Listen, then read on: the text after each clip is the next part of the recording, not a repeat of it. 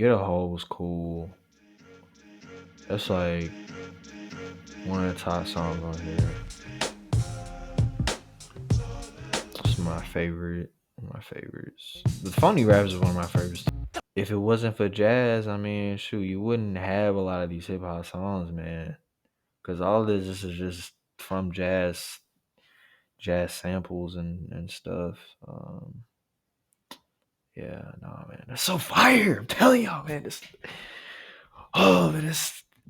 art of sampling, making it into something new, as long as it's not repetitive. Because I tell you, a lot of these new hip hop songs that are out and like pop songs, yeah, they use some familiar samples that have been used in previous hits, but like in my opinion, they just don't be using it the right way. Like they don't use it in a creative way. They just kind of use a sample like in a and simplistic way, which that can that's in my opinion like it's certain songs where okay, it's simple, but it's just like why, man? Like you could do more with that. You could do something more unique. Like don't just keep it simple. But then again, some people can argue with what my standpoint on that. Like they some people argue that yeah, it's actually good and I like that it's simple like this. So one of them Nicki Minaj songs from her new Pink. Uh I'll go to that. Pink Friday 2. I think it was Pink Friday Girls, man.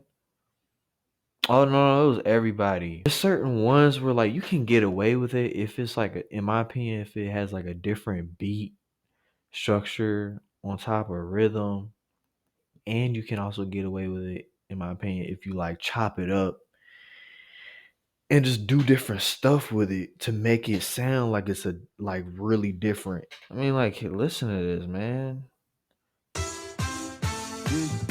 But I heard some of these songs like a few months back,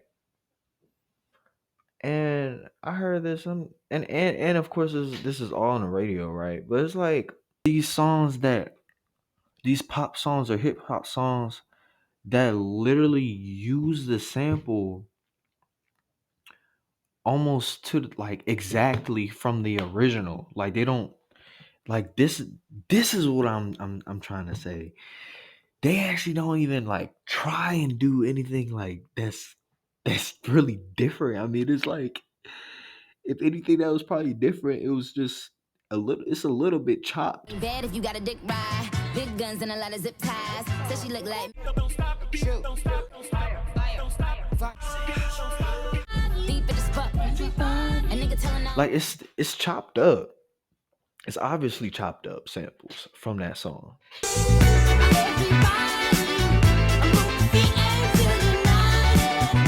Work your body. It's obviously chopped up. But it's just not my cup of tea, man. Cause you didn't use it in a certain way that I think would be um having me to come back to it and listen to it over and over again. It's just not that type of song that'll just keep me hooked. It's just not. If you're gonna sample, make it sound completely different where it's kind of it doesn't sound like it's the sample in itself, but it's the sample. Like when you it's like make it a song where you're like, dang, this is hard, and you look it up on Genius and then find out like, oh, it's a sample. And you actually recognize a sample. Actually, it don't matter if you recognize it or not, but yeah, it's like, oh wow, it actually has a sample, and I didn't even know. But it does feel good when you're like, oh wow, it's a sample that I actually have heard of. These producers, they just hey, they don't have they make what they want to make, and I don't have a problem with that. You make what you want to make. I just know with me, I gotta be unique if I'm trying to sample, but I my unique is different than other people's definition of unique or sampling and that style of music and all that production style. Everybody's production style is different. So I mean, yeah. But in the future, I'm gonna be bringing some new stuff in the music world. Best and believe, either y'all with me or y'all not. And I don't even care. I just know I'm gonna have a following either way. But get back into some more music that I've been listening to. And actually, I'll probably just do one more album and then I'll stop for the night because I gotta hit the hay so I can get up in the morning. But I guess I can do another part. Um, but yeah, all right.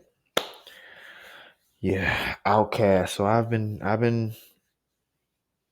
I should say doing my due diligence and going down their discography.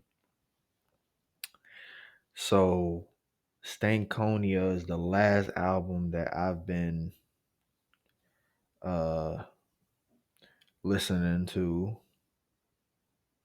from the out or from Outkast.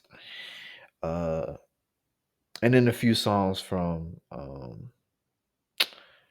Speaker Box and The Love Below, which is the number one hip hop record out. If I'm not as far as that title, if I'm not mistaken, the highest. I mean, they've killed it from the South, making a name from Southern hip hop, representing Atlanta. I used to live in Alabama, so I was close to Atlanta at the time when I was younger, back in the mid 2000s or early 2000s, between like early 2000s and like mid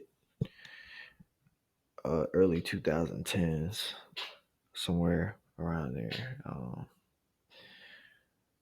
But